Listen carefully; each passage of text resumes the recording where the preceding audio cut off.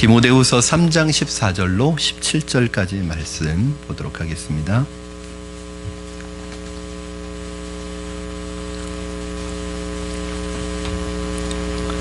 디모데후서 3장 14절로 17절까지 제가 가진 성경으로는 신약성경 346쪽에 있습니다.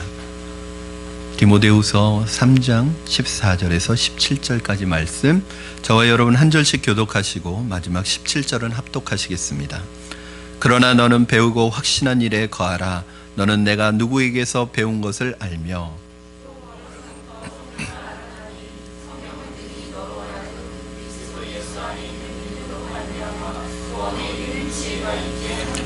모든 성경은 하나님의 감동으로 된 것으로 교훈과 책망과 바르게 함과 의로 교육하기에 유익하니 이는 하나님의 사람으로 온전하게 하며 모든 선한 일을 행할 능력을 갖추게 하려 함이라. 아멘. 약 30년 전만 해도 중국에 사는 조선족 동포들은 성경을 소유하지 못한 채 신앙생활을 해야만 했습니다. 가지고 있던 성경은 이미 모두 다 빼앗겨 버렸고 혹시라도 성경을 가지고 있다가 발각이 되면 가족들 전체가 엄청난 재난을 경험할 수밖에 없기 때문에 성경을 소유할 것은 꿈도 꾸지 못했습니다. 그러니 갓 예수를 믿은 사람이라고 해도 성경을 구경조차 할 수 없는 것이 현실이었습니다. 그들에게 있어서 유일한 희망은 한밤중에 이불을 뒤집어 쓰고 라디오에서 흘러나오는 극동방송을 들으면서 그 극동방송에서 나오는 설교에 나오는 그 성경 구절을 메모지에 적어가지고 그 메모지를 가지고 한 구절 한 구절 그 성경 말씀을 외우고 그것을 묵상하고 그것으로 하루하루 살아갔다고 합니다. 여러분, 그렇게 이 방송 선교가 중요해요. 그 말씀을 가지고 하루하루 살아가는 이 성도들의 이 간절한 마음 때문에 그런 이유 때문이지 지금 중국에 엄청난 영적 부흥이 일어나게 된 요인이 이것이 아닐까. 여러분, 중국은 지금 엄청난 인구잖아요. 거기에다가 예수 믿는 사람이 우리 한국 교회하고는 비교도 안 될 정도로 엄청난 숫자들이 지금 예수님을 영접하고 또 믿고 있습니다. 중국의 영적 부흥이 일어나고 있어요. 그래서 어떻게 보면 저는 그런 생각도 하게 돼요.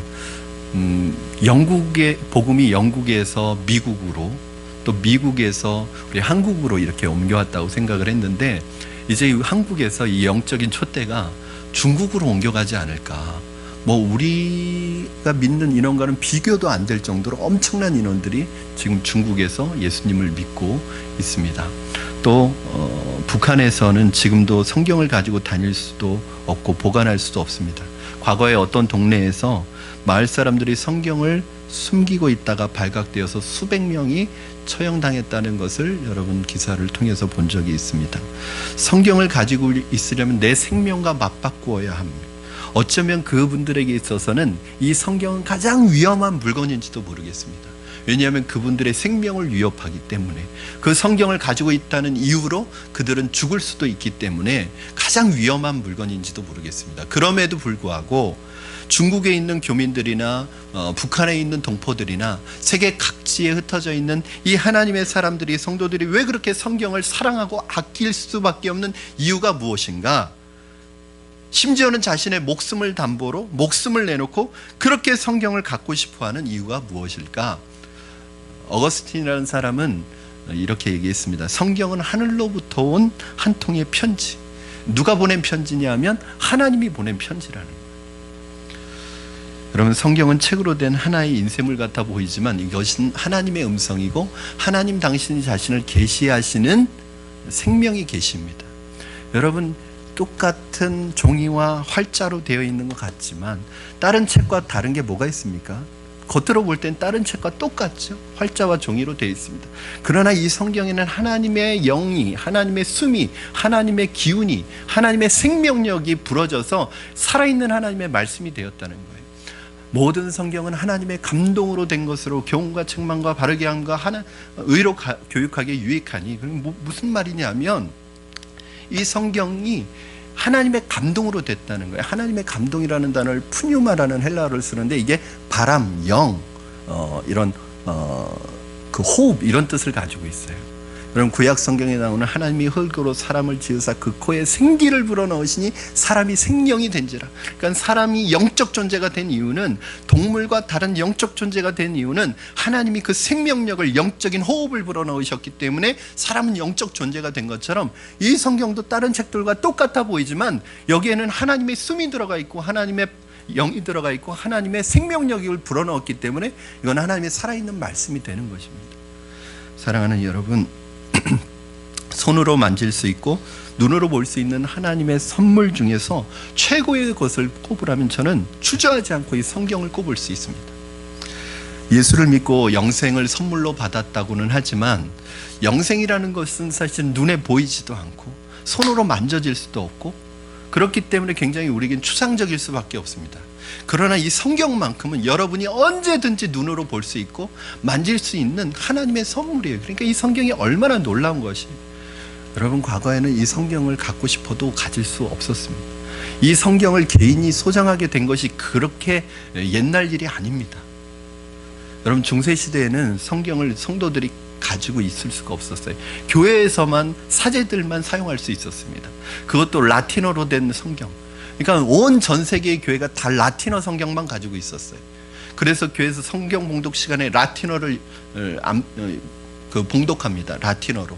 그것도 사용하고 있는 라틴어가 아니라 죽은 라틴어, 사어가 된 라틴어, 옛날 라틴어로 성경을 봉독하고 자기네 나라 말로 설교를 하니까 이게 진짜로 이 설교의 내용이 이 성경에 있는 내용인지 구별을 할 수가 없었어요. 왜냐하면 성경을 알아들을 수도 없고 자기가 개인적으로 볼 수도 없기 때문에. 그런데 지금 여러분들은 누구든지 원하기만 하면 이 성경의 말씀을 가지고 읽을 수도 있고 묵상할 수도 있고 볼 수 있고 만질 수 있어요. 그러면 이게 얼마나 큰 축복입니까? 언제든지 내가 마음 먹기만 하면 이 하나님의 말씀을 읽을 수 있다는 게, 이 하나님의 말씀을 볼 수 있다는 게 얼마나 큰 축복이에요. 북한에서는, 중국에서는 이 성경 한번 갖고 싶어서 가질 수가 없어서, 여러분 그 봉숙교회, 선전령 교회 있죠, 북한에. 그 교회 가면은 이 비치용으로 놓은 성경에 성경이 없다는 거예요. 다 찢어져 있다는 거예요. 왜 그러냐면 사람들이 와서 그 성경을 찢어가는 거예요. 거기에만 성경이 있으니까, 선전용 성경이죠, 비치용 성경. 그걸 한 장씩 찢어간다는 거예요. 그 한 장 가지고 살려고. 여러분 얼마나 놀라운 선물입니까? 예수를 믿고 하나님의 은혜를 경험한 사람들이 성경의 말씀을 이렇게 소중하게 여기는 이유가 두 가지 있습니다. 왜 그렇습니까? 첫째, 성경은 구원을 주시는 하나님의 진리이기 때문에 그렇습니다. 우리 15절 말씀 여러분 같이 한 목소리로 읽겠습니다. 시작.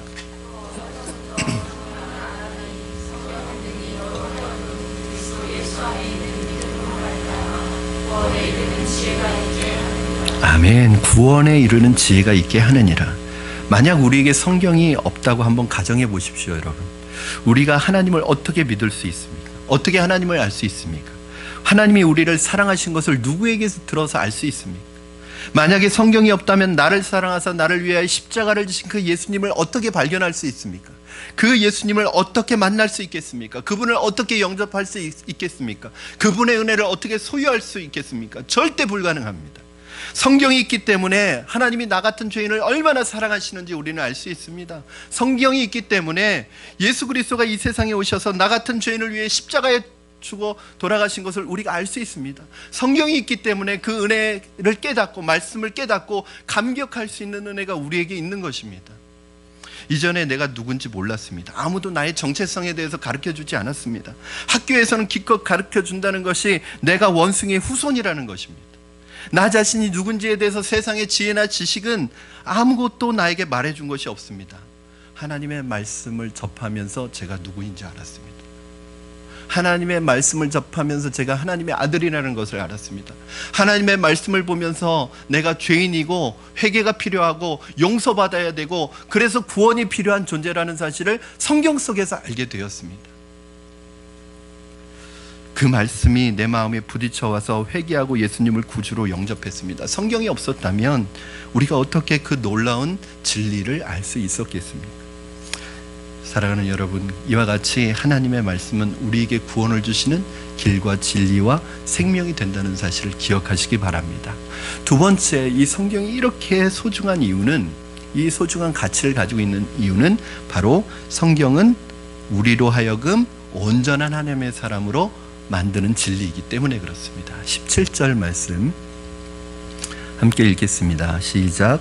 이는 하나님의 사람으로 온전하게 하며 모든 선한 일을 행할 능력을 갖추게 하려 함이라. 아멘. 모든 성경은 하나님의 감동으로 된 것으로 교훈과 책망과 바르게 함과 의로 교육하기에 유익하니 이는 하나님의 사람으로 온전하게 하며 모든 선한 일을 행할 능력을 갖추게 하려 합니다. 즉 온전한 사람이 되고 모든 선한 일을 할 수 있는 능력을 갖추게 하는 것이 무엇으로 가능해요? 하나님의 말씀으로. 하나님의 말씀으로 교훈해주고 하나님의 말씀으로 책망하고 하나님의 말씀으로 의로 교육하고 이 하나님의 말씀으로 양육하고 훈련하는 이 과정을 통해서 하나님의 사람으로 온전하게 된단 말이에요. 여러분, 예수님을 믿지 않는 사람에게 있어서 성경은 예수님을 믿고 구원에 이르도록 하는 구원의 길을 제시하는 것이지만 이미 예수 그리스도를 믿는 사람에게는 어떤 역할을 해요? 하나님의 사람으로, 즉 하나님이 어떠한 기쁜 삶, 하나님이 원하시는 삶이 뭔지, 하나님이 기뻐하시는 삶이 뭔지를 가르쳐줘서 우리로 하여금 그 말씀으로 그러한 온전한 사람으로 인도하는 역할을 한다는 거예요. 내가 하나님의 말씀을 읽고 묵상하면 나도 모르는 사이에 그 말씀에 사로잡혀서 그 말씀 속에서 우리가 점점 하나님을 닮아간다는 거예요. 여러분, 처음에는 여러분이 성경을 읽는 것 같죠? 처음에는 내가 성경을 읽지만 나중엔 성경이 나를 읽어버립니다. 이 묵상의 묘미를 여러분 아십니까? 눈으로 읽는 게 아니라 그래서 묵상은 마음으로 읽는 것인데 이 성경을 읽으면 성경이 내 마음을 읽어서 말씀 앞에서 나를 이렇게 비춰줘요. 나의 죄도 비춰주고요, 나의 연약함도 비춰주고, 그 말씀이 나를 사로잡기 시작하면요, 그 말씀에 지배받기 시작하면 내가 하나님의 사람으로서 그 말씀이 요구하는 삶을 살아가게 된단 말이죠. 성경을 통해 온전한 하나님의 사람으로 변화되어 갑니다. 여러분, 예수 안 믿는 사람에게 예수를 믿고 구원받을 수 있는 길을 제시하고, 예수 믿고 난 사람에게 하나님께서 원하시는 삶을 살도록 인도해 주시는 이 두 가지 이유 때문에 성경은 영혼의 생명과 직결되는 겁니다. 그래서 성경을 뭐라고 그러죠? 영혼의 양식이라고 합니다. 양식. 우리 마태복음 4장 4절 말씀 한번, 우리 주님께서 하신 말씀인데 같이 읽겠습니다. 시작. 예수께서 대답하여 이르시되 기록되었으되 사람이 떡으로만 살 것이 아니요 하나님의 입으로부터 나오는 모든 말씀으로 살 것이니라 하였느니라 하시니, 하나님의 입에서 나오는 모든 말씀이 다 성경에 기록되어 있다는 거예요. 그러므로 이것은 우리의 영혼에 일용할 양식입니다.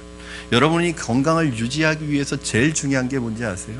뭐 보약 먹고 뭐 이러는 것도 뭐 중요하지만 제일 중요한 거는 여러분 끼니를 잘 챙겨 먹는 거예요.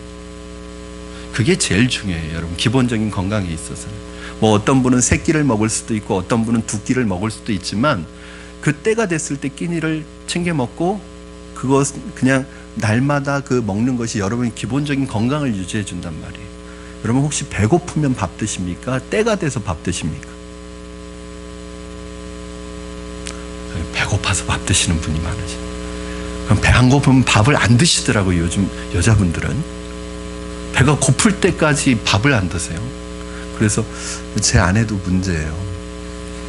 왜 밥을 안 먹냐 그러면 하루에 한 끼 먹고 막 그러는 거예요. 그래서 왜 밥을 안 먹냐 그러면 배가 안 고프대요. 제가 좀 그랬으면 좋겠어요. 저 하루에 4끼를 먹어도 배가 고픈데. 여러분, 하나님의 말씀, 하나님의 말씀을 매일매일 이 영혼의 말씀을 먹지 않으면 우리의 영적인 건강이 유지가 될 수 없습니다. 여러분, 얼마까지 굶어 보신 적 있으세요? 밥을 안 드시고 몇 끼를 굶어 보셨어요? 저는요, 사실 하루 굶어도 정말 죽을 것 같더라고요. 하루에 4끼를 먹는 사람이 뭐 하루를 굶으니까 얼마나 배고픔과 고통과 이게 찾아오는지 모릅니다. 아마 여러분 이틀만 굶어도 3일만 굶어도 여러분의 몸이 너무너무 힘들고 고통을 호소할 거예요. 배고프다고. 여러분, 그런데 영적인 양식인, 영혼의 양식인 이 말씀은 일주일을 안 드셔도 괜찮죠? 일주일이 뭐예요? 한 달을 성경을 보지 않아도 아무 이상 없죠? 이상 없는 것 같아요. 왜냐하면 뭐 당장 생활하는데 불편한 게 없어요. 여러분, 성경 안 읽는다고 직장 생활이 안 되거나 가정생활이 안 되거나 학교 생활을 못하는 거 아니에요. 그러니까 당장 불편함을 느끼지 못하니까 심각한 것도 못 느끼는 거예요. 여러분, 그러나 여러분이 하나님의 말씀을 한 주, 두 주 그렇게 멀리 하시면요, 겉으로는 괜찮은 것 같지만 여러분의 영혼은 지금 영양실조에 걸려있는 상태입니다. 여러분의 영혼은 지금 죽어가고 있는 상태예요. 영혼이 죽어가는데 여러분, 참 이게 부익부 빈익빈인 거예요. 하나님의 말씀을 하루하루 간절한 마음으로 사모하면서 사는 사람은요, 하루 하나님 말씀 못 보면요, 그게 너무 마음이 상해서 막 마음에 갈증이 생기는 거예요. 내가 오늘 하나님 말씀 보고 싶은데 못 본 것 때문에 막 말씀을 찾고 싶은 거예요. 그런데 일주일, 뭐 2주일, 한 달 하나님의 말씀을 안 본 분들은요, 안 봐도 괜찮은 거예요. 괜찮은 게 아니라 지금 영적으로는 죽어가고 있는 거예요. 지금은 괜찮지만 여러분, 암이 왜 무서워요? 암이요, 처음부터 증상이 드러나면 그 암은 쉬운 병일 거예요. 근데 이 암은요, 증상이 안 드러나요. 언제 증상이 드러나냐면 나중에 손 쓸 새 없을 때 증상이 드러나요. 여러분, 영적인 부분은 눈에 보이지 않습니다. 증상이 안 드러나요. 그러나 이것이 깊어지면, 그때 증상이 드러나면 그때는 늦어버리게 된단 말이죠. 이 기본적인 영적인 건강을 유지시켜주는 것이 무엇이냐면 하나님의 말씀이에요. 여러분 안에 하나님의 말씀을 하루라도 안 보면 막 배가 고파서 막 마음에 간절한 마음이 생겼으면 좋겠어요. 사람은 떡으로 사는 존재가 아닙니다. 하나님의 말씀으로 사는 존재예요. 여러분, 한번 그런 것을 우리 주변에서 많이 볼 수 있잖아요. 먹고 사는 문제 해결됐어요. 여러분, 배골지 않아요. 하루 세 끼 다 찾아 먹어요. 그럼 만족하십니까? 아, 배부르다 그러면서 나는 걱정이 없네 그러십니까? 만족 안 되잖아요. 왜 그런지 아세요? 여러분, 우린 떡으로 사는 존재가 아니거든요. 밥으로 사는 존재가 아니라. 만약에 여러분, 우리가 짐승이라면, 동물이라면 배부르면 아무 걱정 없습니다. 동물은요, 떡으로, 밥으로 삽니다. 먹이로 삽니다. 먹는 것만 채워지면 만족합니다. 그러나 하나님이 우리는 동물처럼 만든 게 아니라 영적인 존재, 영혼의 존재로 만드셨기 때문에 하나님의 말씀이 없으면 살 수 없도록 만드셨단 말이에요.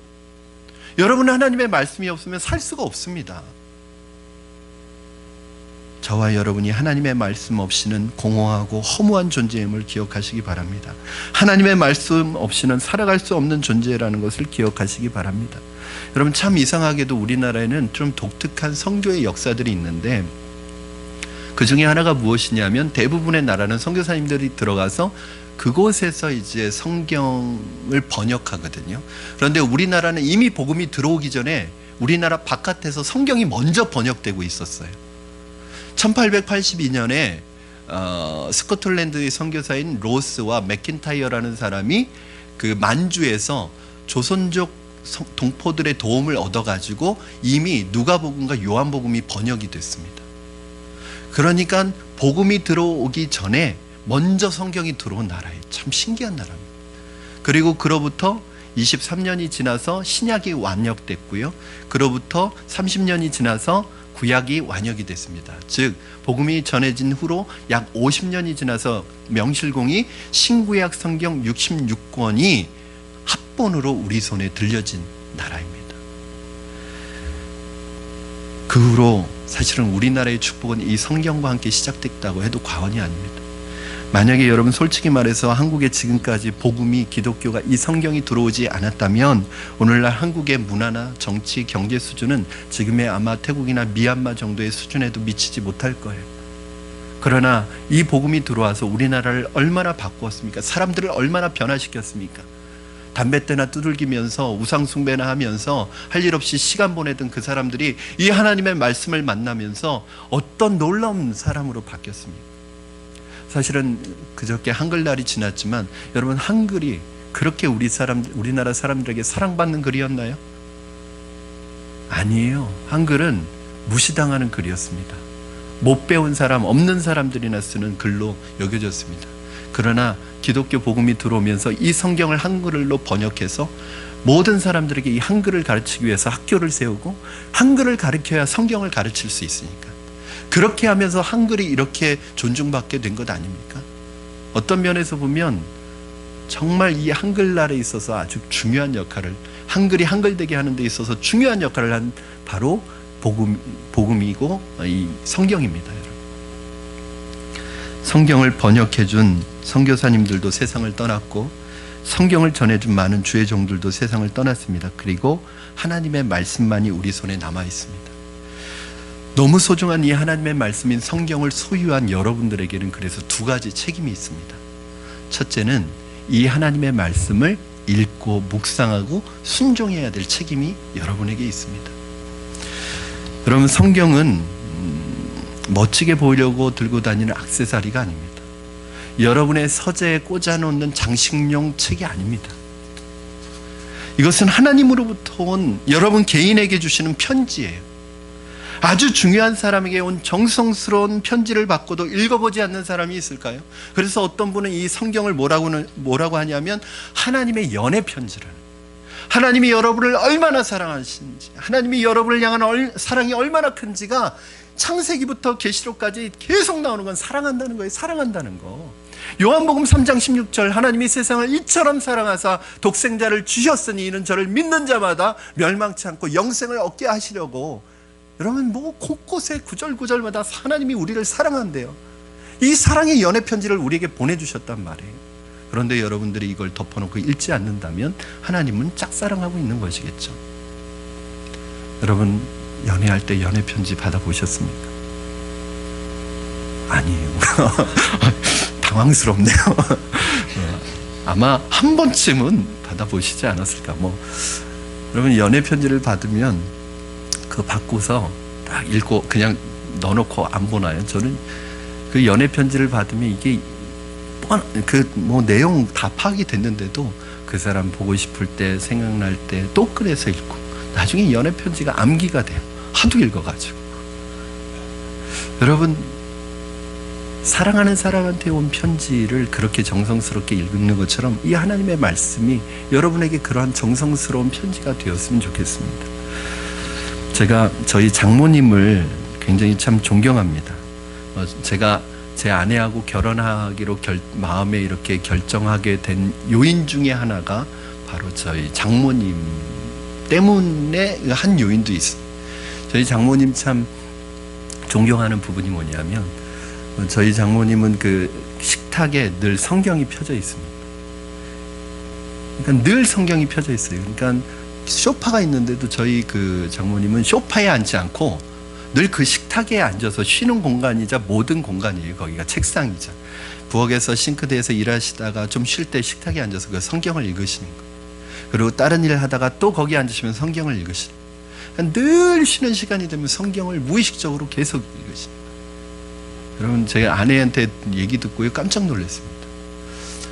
장인어른이 목사님이시거든요. 소천하셨지만 장인어른이 설교 준비하다가 목사님이신데도 이게 그 말씀은 생각나는데 구절이 생각이 안 날 때가 있잖아요. 그러면 어머니를 부른대요. 이 말씀 어디에 있는 거지? 그러면 어머니가 몇 장 몇 절 딱 얘기해 주시더라고요. 늘 그렇게 말씀과 동행하시고. 그래서 정말 그 안에 그 예수님의 모습이 드러나셨어요. 그 교회 주변에 교회 안 다니는 사람들도 저희 장모님은 다 알고 좋아할 정도로 그런 삶을, 얼마나 존경스러워요. 그런 분이 제 곁에 계시다는 게 너무 존경스러워요. 사랑하는 여러분, 성경은 하나님께서 나에게 친필로 써보내신 사랑의 편지입니다. 그러므로 매일 펼쳐서 읽고 묵상하고 말씀대로 순종할 책임이 우리에게 있는 것입니다. 전도자 무디는 이런 말을 했습니다. 100사람이 있는데 그 가운데 한 사람이 성경을 읽고 있으면 나머지 99사람이 그리스도인을 읽는다. 이게 무슨 말이냐면요, 한 사람이 하나님의 사랑의 편지인 이 성경을 읽고 있으면 그 99사람은 그 사람이 읽는 성경을 통해서 그 사람 안에 있는 하나님을 본다는 거예요. 여러분이 이 성경을 읽고 이 말씀을 묵상하고 읽고 이 말씀을 품에 품고 삶으로 살아가면 믿지 않는 수많은 사람들이 여러분의 모습 속에서 하나님을 발견하고 하나님이 살아계시다는 것을 알고 하나님께로 돌아온다는 거죠. 그러므로 아무리 그럴듯한 말, 화려한 말로 언변으로 사람을 속일 수 없습니다. 여러분이 하나님의 말씀을 읽는 것 자체가 전도가 된다는 거예요. 여러분이 가정에서 아침에 일어나서 이 성경을 보면서 그 말씀을 가까이 두고 정말 늘 말씀을 가까이 두고 읽고 묵상하는 그 모습을 보면서 자녀들이 하나님이 계시다는 걸 믿게 되고, 여러분이 그 말씀을 가까이 하는 것을 보면서 여러분 안 믿는 부모님들이 하나님을 여러분에게서 만난다는 거예요. 가정에서 아침에 일어나 다들 신문 보기에 바쁘지만, 스마트폰의 기사를 보기에 바쁘지만, 한 사람이 조용히 하나님의 말씀을 피고 그 하루를 시작하는 모습을 보면 그 자체가 전도가 된다는 것입니다. 지난주에 제자반에서 집사님 한 분께서 그런 고백을 하셨어요. 이름을 밝히지 않는 거니까 제가 나누어도 크게 신뢰가 되지 않을 것 같아서 나눕니다. 집사님이 제자훈련을 받고 있는데 요즘 자신도 모르게 자꾸 자신도 모르는 사이에 무의식적으로 스마트폰으로 손이 간다는 거예요. 그러니까 시간이 나고 여유가 생기면 자꾸 스마트폰으로 가서 꼭 필요한 것이 아니어도 계속 이 기사를 확인하고 정보를 확인하고 자꾸 그렇게 시간의 나머지 부분들을 쓴다는 거예요. 그러면서 이 집사님이 이렇게 고백하더라고요. 목사님, 제가 지금 제자훈련을 받고 있는데, 제자훈련을 받고 있는 중에 만약에 제가 정말 제자훈련을 잘 받고 있으면 무의식 중에라도 성경에 손이 가야 되고, 시간이 남으면 성경을 봐야 되는데 성경을 무의식적으로라도 자꾸 붙들어야 되는데 자기도 모르게 자꾸 스마트폰으로 손이 간다는 거예요. 자신도 모르게. 그러면서 안타까워하는 모습을, 말씀을 뭐가 내가 잘못된 거 아닌가, 그런 고백을 하시면서 그런 부분에 있어서 무의식적으로 성경을 읽어야 되겠다고 결심을 하셨습니다. 여러분, 저도 그래요. 저도 그 말씀을 들으면서 참 깨닫는 바가 많았습니다. 여러분, 제가 예전에는 화장실에 들어갈 때 그 5분 시간도 아까워서 뭘 들고 들어갔냐면 쪽성경이나 성경이나 꼭 책을 들고 들어갔어요. 그 시간에, 그 5분 동안에 그거 읽고 싶어서. 요즘에는 뭘 들고 들어가는지 아세요? 스마트폰 들고 들어갑니다. 여러분, 우리가 살아가는 삶의 모습은 모두 자녀에게 학습됩니다. 자녀에게 비춰지는 거울입니다. 어떤 목사님이 이런 글을 쓰셨어요. 교육학 박사이신 목사님이신데, 삶으로 보여준 것만 아이들에게 기억됩니다. 삶으로 가르친 것만 남는다. 이런 책을 쓰셨어요. 우리 부모가 먼저 말씀을 듣고 보고 가까이 하는 모습을 보고, 그래서 어렵고 힘든 순간에 말씀과 기도로 일어나는 그 모습을 보면서 자라난 아이들은요, 이미 문제를 해결하는 답을 알고 있기 때문에 여러분, 어떠한 문제도 다 해결하고 극복할 수 있는 힘이 어려서부터 쌓여지는 거예요. 우리가 부모로서 자녀에게 줄 수 있는 것이 무엇입니까? 자녀들은 부모가 한 대로 배웁니다. 부모가 살아가는 모습대로 배우게 되어 있습니다. 마찬가지로 믿지 않는 사람들은 우리를 통해서 하나님을 만납니다. 우리의 모습을 통해서 하나님의 존재를 믿습니다. 우리의 삶을 통해서 저 사람을 보니까 하나님이 진짜 계시구나. 여러분 한번 생각해 보세요. 여러분도 그렇잖아요. 우리조차도 그렇잖아요.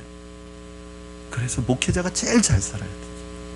그렇게 큰 교회, 대형 교회를 목회하는데 형편없는 일로 만약에 사회 지탄을 받고 법적인 처벌을 받는다면 세상 사람들이 하나님이 있냐, 이거 봐라, 이게 하나님이 있냐, 목회자가 저런데 하나님이 있냐, 이렇게 말하지 않겠습니까? 그러면 저는 그게 제일 부끄러워요. 할 말이 없어요. 그렇게 말하면. 누구보다도 하나님의 임재를 경험하고 하나님의 존재를 삶으로 보여줘야 될 목회자가 그러한 삶을 살아서 세상 사람들에게 하나님이 있냐고 물어보면 무슨 말을 합니까? 목회자만 그런 게 아닙니다, 여러분. 저와 여러분을 통해서 믿지 않는 친구나 가족들은 늘 여러분을 주시하고 있다는 걸 기억하세요. 관심 없는 것 같지만, 때로는 여러분의 신앙생활에 관심이 없는 것 같고 무시하는 것 같지만 여러분 잘 보고 있습니다. 주시하고 있습니다. 기대하고 있는 거예요. 그러나 여러분들이 하나님의 말씀대로 살아가고 말씀을 가까이 하고 정말 변화된 삶을 살아가면 거기에 끌리는 겁니다. 나도 예수를 믿어야겠다는 생각을 하게 됩니다. 그러나 그런 모습이 안 보이면 그럼 그렇지, 다 호일 뿐이고 다 껍데기 뿐이구나, 저기에 진짜가 없구나, 저기 진리가 아니구나, 저기 생명 없구나, 그렇게 느끼게 된다고요. 사랑하는 여러분, 저는 여러분이 하나님의 말씀을 늘 가까이 하고 이 말씀을 읽고 묵상하며 여러분을 향한 하나님의 뜻, 성공적인 인생의 길로 인도하시는 하나님의 말씀의 가이드를 받아 살아가시기를 주님의 이름으로 축원합니다. 저는 여러분이 이 세상에서 성공하는 비결은 못 알려드리겠어요. 모르겠어요. 세상적인 성공은 모르겠어요. 저도. 그러나 여러분이 인생을 행복한 인생으로 만드는 비결은 가르쳐 드릴 수 있습니다. 그게 무엇이냐? 시편 1편 2절 3절 말씀 한번 보여주시기 바랍니다. 여러분, 요 2편 1편 2절 앞에 뭐라고 되어 있냐면 복 있는 사람은 그렇게 시작합니다. 복 있는 사람은 악인의 길을 쫓지 아니하며 죄인의 길에 서지 아니하며 오만한 자리에 앉지 아니하고 오직 여호와의 율법을 주야로 묵상하는 자로다. 이런 사람이 어떤 삶을 살아가요? 시냇가에 심은 나무가 철을 따라 과실을 맺으며 그 잎사귀가 마르지 아니한 같이 그 행사가 다 형통하리로다. 여기에서 형통은 좋은 일만 계속된다, 뭐든지 잘 된다는 형통이 아니에요. 때로는 어려움도 있고 고난도 있고 시련도 있고 환난도 있지만 그것을 말씀의 능력으로 다 이겨낸다는 거예요. 나무에게 때로는 찬바람도 있고 모진 바람도 있고 어려움도 있지만 그 나무가 시냇가에 뿌리를 내리고 아름다운 열매를 맺는 것처럼 여러분의 삶을 행복한 삶으로 인도한다는 거예요. 뭐가? 성경이, 말씀을 묵상하는 삶이. 제가 요번에 제자훈련하면서 한 집사님이요, 지금 우리 2월 달부터 지금까지 제자훈련을 하고 있는데 이제 요번 달에 다 끝납니다, 제자훈련. 근데 벌써 성경을 이독했대요. 그 집사님이 시간이 많은 분이 아닙니다. 늘 바쁘고요, 늘 육체적인 노동을 하고 그래서 집에 늦게 들어오고 그래서 시간이 없는 분인데 이분이 성경을 이독하셨대요. 아마 집에서 놀면서도 이독하기 힘들걸요. 그럼 뭐예요, 여러분? 하고자 하면 방법이 생각나고 안 하기로 마음먹으면 핑계가 생각나요. 여러분이 안 하기로 마음먹으면 시간이 없다. 여러분, 그럼 평생 그렇게 얘기할 겁니다. 난 시간 없어서 성경 못 읽었어. 난 시간 없어서 성경 공부 못했어. 평생 핑계가 시간 없어서. 한번 보세요. 제가 들어보니까 어떤 분 은퇴하시고서도 시간이 없대요. 당연합니다. 여러분, 우리는 시간 있을 때 없어요. 평생 시간 없을 거예요. 그러면 여러분, 그게 여러분의 핑계가 됩니까? 그런데 없지만, 시간이 없고 분주하지만 하나님 앞에 기도하는 거예요. 하나님, 내가 이렇게 분주하고 바빠서 시간이 없는데 하나님 말씀 읽고 싶어요. 하나님 말씀 묵상하고 싶어요. 하나님 말씀과 동행하고 싶어요. 그러면 하나님이 지혜를 주신단 말이에요. 이분이요, 차로 옮겨 다니고 늘 지방 출장 다니고 육체적인 노동을 하고 이런 분인데 이분이 지혜를 짜낸 거예요. 뭐냐면 성경을 틀어놓고 듣는 거. 차로 이동하는 시간에. 그런데 이게 성경을 읽는데요, 이게 성경 전체의 내용이 머리에 싹 들어온다.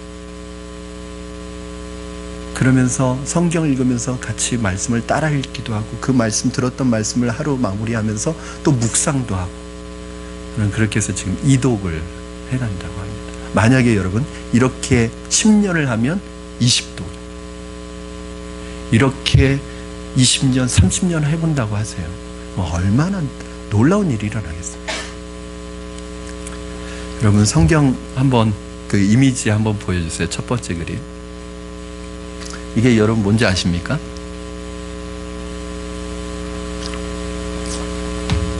뭐같이 보이세요? 지갑이나 가방처럼 보이죠? 이게 성경입니다. 아무개의 성경입니다. 누구의 성경입니다. 너무 낡아서 표지에 있는 글씨는 벌써 다 지워진 지 오래고요. 이 옆에 있는 제보는 다 뜯어져서요, 이게 성경처럼 안 보이죠? 성경을 한번 펼쳐보겠습니다. 여기 보면은 뭐 빨간 펜, 파란 펜, 녹색 펜, 검정 펜으로 막 나름대로 뭐 표시를 해놓은 거예요. 그러면서 성경을 정말 하나하나 깨알같이 이렇게 거기에다가 말씀 읽으면서 막 메모해놓고 하나님이 주신 은혜들 잊어버리니까 성경 읽으면서 막 메모를 해놓은 거예요.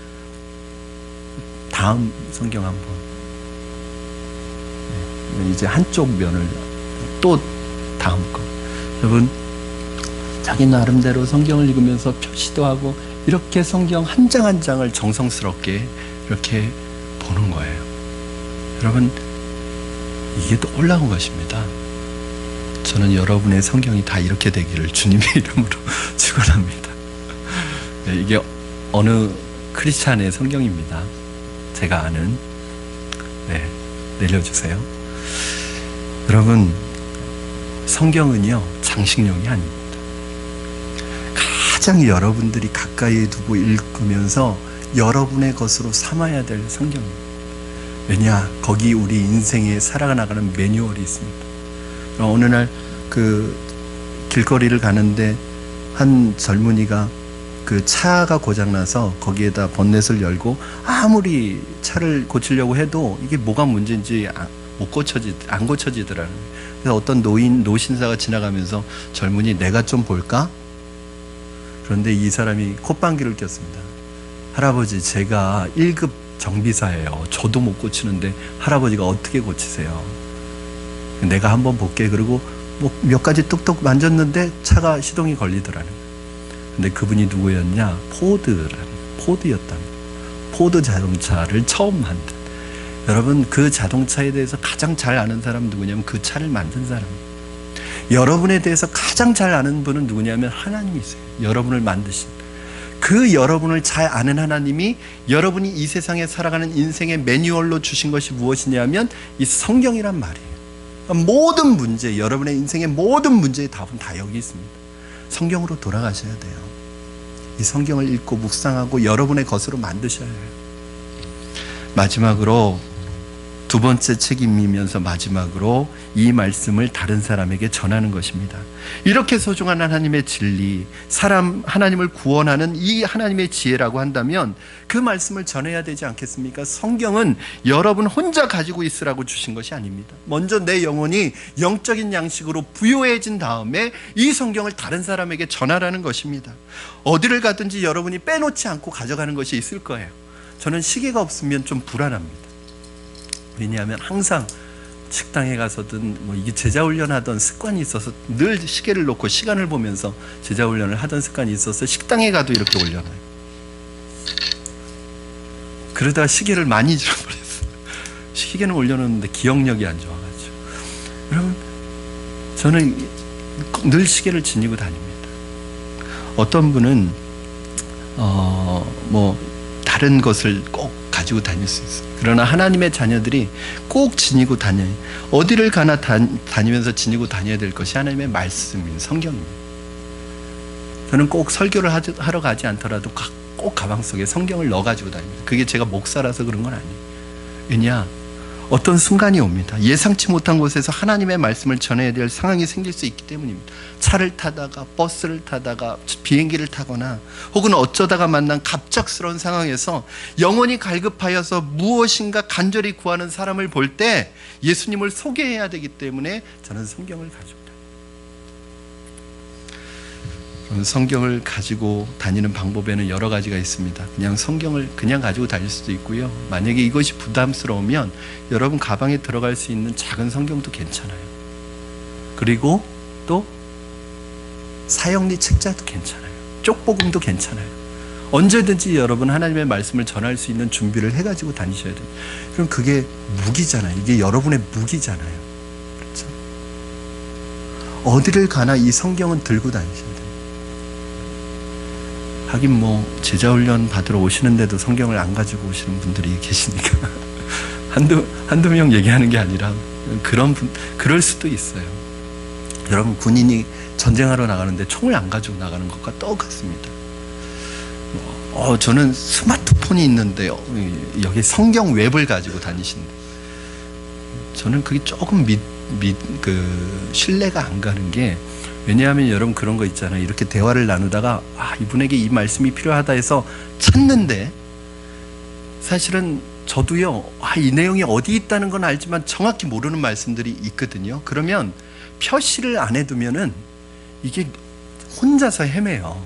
그래서 저는 뭐 사색 볼펜을 늘 가지고 다니고 형광펜을 가지고 다니는 이유가, 제가 나름대로 언더라인 하는 그런 내용이 달라요. 경고의 말씀은 빨간 펜으로 하고요, 희망을 주고 소망을 주는 말씀은 노란색으로 표시하고, 그리고 영적 성숙과 관계되는 말씀은 그린색으로 표시하고 뭐 제 나름대로 표시하는 내용이 있거든요. 그러면 몰라도 딱 성경 펴보다가 보면 그게 딱 눈에 들어오거든요.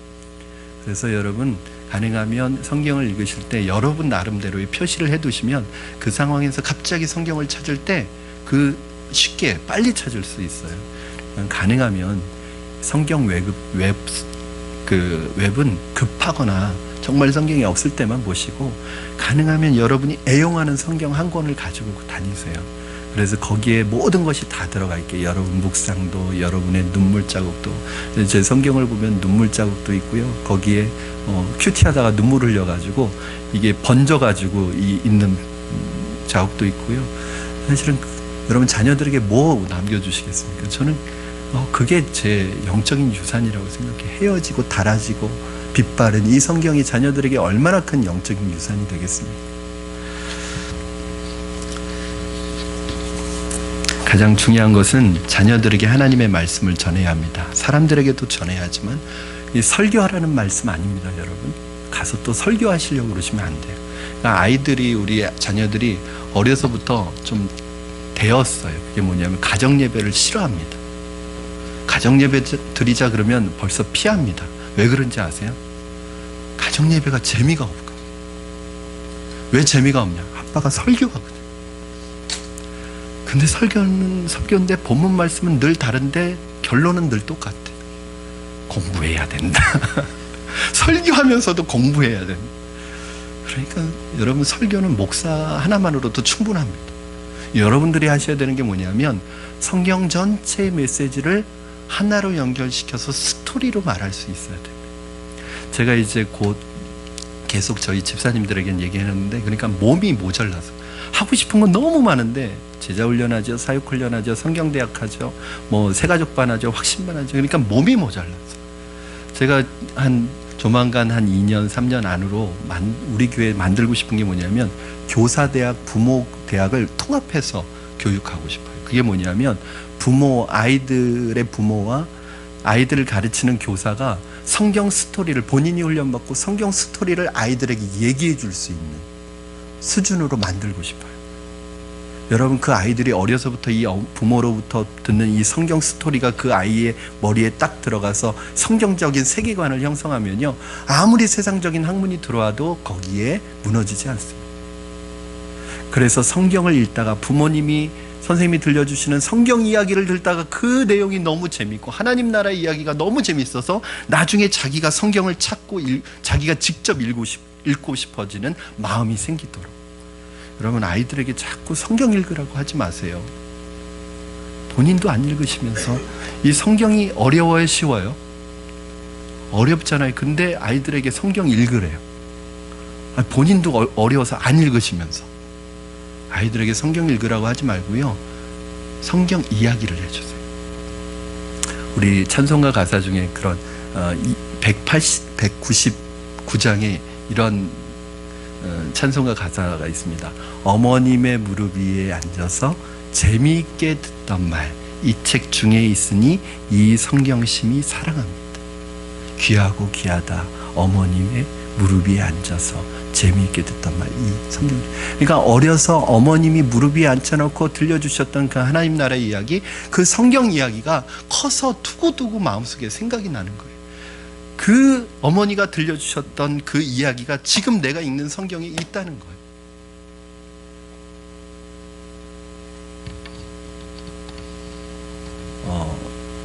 제가 한 2년 전에 어떤 세미나에서 만난 초등학교 5학년 아이가 있는데요. 이 아이가 성경을 지금까지 그 5학년까지 50도 가까이를 했다는 거예요. 처음에는 이 아이를 만나보기 위해서 그 세미나에 외국에서 영국의 유명한 대학의 성경학자가 방문을 했는데 이 아이를 꼭 만나보고 싶다고 해서 그 아이가 초대된 거예요. 그런데 이 아이가 학년은 5학년인데요. 이 성경을 50도 가까이 해서 이 아이하고 대화의 수준이 이게 너무 높은 거예요. 마치 예수님이 율법 교사들하고 대화하는 것 같은 느낌. 그런데 이 아이의 엄마가, 이 아이가 뭐 좀 특별할 수는 있겠죠. 그런데 이 아이의 엄마가 어려서부터 무릎 위에 앉혀놓고 알아듣든지 그 못 알아듣든지 그냥 계속 이야기를 해줬다는 거예요. 성경 이야기를. 그런데 나중에 이 아이가 초등학교 1학년이 되면서 자기가 직접 성경을 읽기 시작하더래요. 그런데 성경에 아주 푹 빠져가지고 이 아이가 벌써, 여러분 이 글을 많이 읽으면 일부러 속독하려고 하는 게 아니라 저절로 속독이 되거든요. 50독을 했다는 거예요. 여러분, 지혜가요 말도 못합니다. 나이가 많다고 지혜가 생기는 게 아니에요. 어떤 분은 연세가 많이 드셔도 지혜가 하나도 없는 분들이 있어요. 이 성경의 말씀이 이 아이 안에서 막 일어나고 충만하니까 이 지혜가 얼마나. 사랑하는 여러분, 저는 여러분이 우리 자녀들에게 물려줄 수 있는 유산이 무엇입니까? 그럼 부모님이 아이들에게 성경 읽는 모습을 보여주시고 또 아이들에게 성경 이야기를 해주셔야 되지 않겠습니까? 저는 이 가정은 제가 다른 거 다 제쳐놓고라도 우리 교회 안에, 왜냐하면 우리 교회가 다 젊은 엄마 아빠들로 이루어진 교회이기 때문에 지금 이거 하지 않으면 앞으로 이 거센 세상의 물결 속에서 우리 아이들이 버텨낼 수 없기 때문에 이걸 교회에 맡기면 여러분 일주일 교회에 한 시간 예배 드리고 그것도 30분 분반 공부하고 30분 예배 드린 걸로 우리 아이들 일주일 사는 거예요. 어떻게 교회에 이걸 모두 맡길 수 있겠습니까? 우리 부모님이 이거 함께 하지 않으면 안 됩니다. 여러분, 지구상에는 아직도 자기 나라 말로 된 성경을 가지지 못해서 예수님의 이야기를 듣지 못한 사람들이 2억 명이나 넘게 있다고 합니다. 그들이 하나님의 말씀을 읽고 묵상할 수 있도록 그들 손에 성경을 쥐어주기 위해서 봉사하는 선교단체를 성경번역 선교회라고 얘기하고, 여기에서 일하시는 분들을 성경번역 선교사라고 하는데, 이분들은 굉장히 탁월한 언어학자들입니다. 굉장히 학문적으로 높은 수준에 있는 분들이에요. 여러분, 근데 이 고급 인력들이 그 평생 자신이 공부한 학문과 언어 능력을 자기 밥을 위해서 사는 것이 아니라 많지도 않은 소수민족, 적게는 500명, 많게는 1000명, 뭐 10,000명 정도 되는 이 사람들에게 들어가서 그 사람들과 같이 생활을 하는 거예요. 그래서 그들의 언어를 배우는 거예요. 그들의 언어를 배워서 그들이 문자를 가지고 있지 못하기 때문에 문자를 만들어서 성경을 번역해서 그걸 가르치는 거예요. 그것을 위해서 자기 개인과 가정 평생을 쏟아붓는 거예요. 여러분, 이분들이 뭐가 모자라서 그렇게 하겠습니까? 왜 이분들은 자기 가정과 자기의 전생애를 그 수많은 돈을 쏟아부어서 이런 학문적인 그 자신만의 그 노하우를 이 몇백 명의 사람에게 쏟아부으려고 이렇게 하는 것일까요? 바로 하나님의 말씀이 아니면 생명을 살릴 수 없기 때문입니다. 하나님의 말씀이 진정한 진리이기 때문입니다. 우리는 그들로부터 도전을 받아야 합니다. 하나님이 여러분에게 성경 번역하라고 하지 않으셨어요. 여러분에게 바다 건너가서 복음을 전하라고 하지 않으셨어요. 그러나 적어도 이 성경을 가지고 있는 여러분들이 해야 될 역할이 뭐냐? 이 성경을 소유하고 있는 여러분들은 이 말씀을 전해야 될 책임이 있다는 거예요. 여러분 주의에. 여러분, 그것은 마치 먹기만 하면 당장 나을 수 있는 약을 가지고 있으면서 옆에서 사람이 죽어가고 있는데 이 사람이 죽어가고 있는 이유를 알고 그 사람이 살 수 있는 방법도 알고 그 사람이 살 수 있는 약을 가지고 있으면서도 그 사람을 지나쳐가는 사람과 똑같습니다.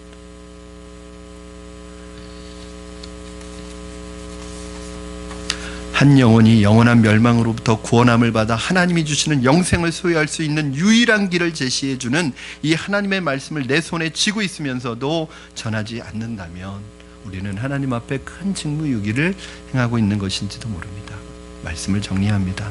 그러므로 여러분, 이 일에 생명을 걸고 젊음을 바치는 형제들과 자매들, 우리의 그 동역자들에게 부끄럽지 않도록 생명의 말씀을 여러분이 있는 그곳에서 전해가시는 여러분들이 되시기를 주님의 이름으로 축원합니다. 우리 이 시간에 같이 찬송 부르고 기도했으면 좋겠습니다.